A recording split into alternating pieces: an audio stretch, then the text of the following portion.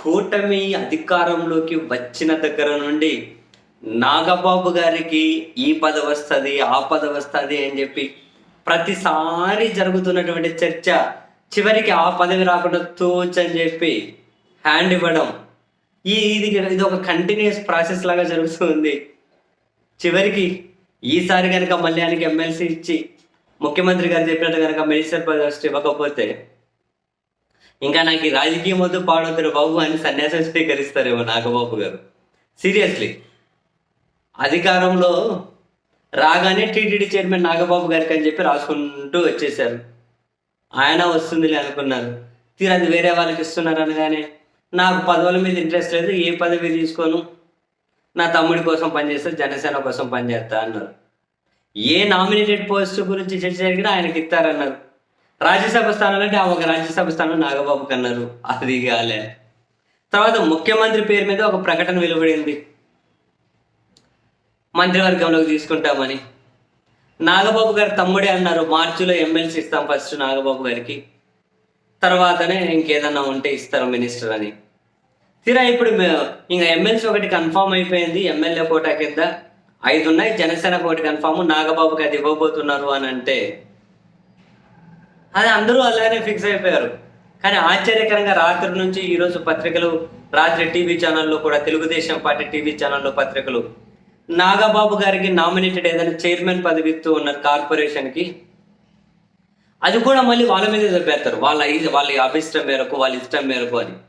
ఎవరైనా ఎమ్మెల్సీ ఇచ్చి మినిస్టర్ ఇస్తే వద్దని నాకు ఏదైనా కార్పొరేషన్ చైర్మన్ ఇవ్వమంటారా? ఈరోజు తెలుగుదేశం పార్టీ పత్రికలు రాసిన చదివితే భలే కామెడీ అనిపించింది. వాళ్ళ అభిష్టం మేరకు కార్పొరేషన్ చైర్మన్ పదవి ఇవ్వాలని నిర్ణయం తీసుకున్నారట. ఇంకా టీడీపీ టీవీ ఛానల్ ఏమో ఎమ్మెల్సీ నాకు వద్దని నాగబాబు గారి పోటీ నుంచి ఫిట్ అయ్యారట. పదవులు వద్దని ఫిట్ అవుతారా? ఎమ్మెల్సీ ఇచ్చి మినిస్టర్ పోస్ట్ వద్దు కానీ నాకు నామినేటెడ్ పోస్ట్ ఏదైనా ఒక చైర్మన్ ఇవ్వండి కార్పొరేషన్కి అని అడుగుతారా?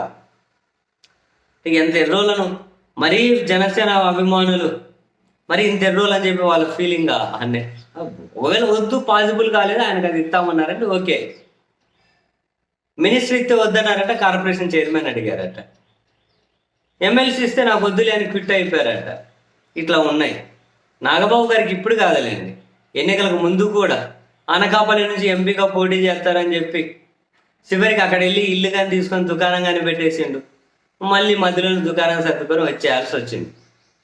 అయితే ఈ టీడీపీ టీవీ ఛానల్ పత్రిక ఇట్లా చెబుతూ ఉంటే వైసీపీ సొంత మీడియా మాత్రం నాగబాబు గారికి ఎమ్మెల్సీ కన్ఫామ్, ఇంకా లాంఛనమే ఇక మంత్రి పదవి కూడా. ఎందుకంటే ముఖ్యమంత్రి గారు చెప్పారు, జనసేన 2 అడుగుతుంది, 5 ఎమ్మెల్సీలలో, బీజేపీ 1 అడుగుతుంది, జనసేన 2 కావాలంటుంది, టీడీపీకి ఇంకా 2 మిగిలేటట్లున్నాయి అని చెప్పి వాళ్ళు రాసుకుంటూ వచ్చారు. ఏది నిజమో ఏది అబద్ధమో మరి కొంత సమయంలో క్లారిటీ వస్తుంది. కానీ బట్ ఈ టీడీపీ మీడియా రాసుకుంటూ వచ్చిన దాని ప్రకారం మరి ఈసారి కూడా నాగబాబుకి బ్యానేనా? ఈసారి కూడా ఏం లేదా? ఇస్తలేరా ఈసారి కూడా?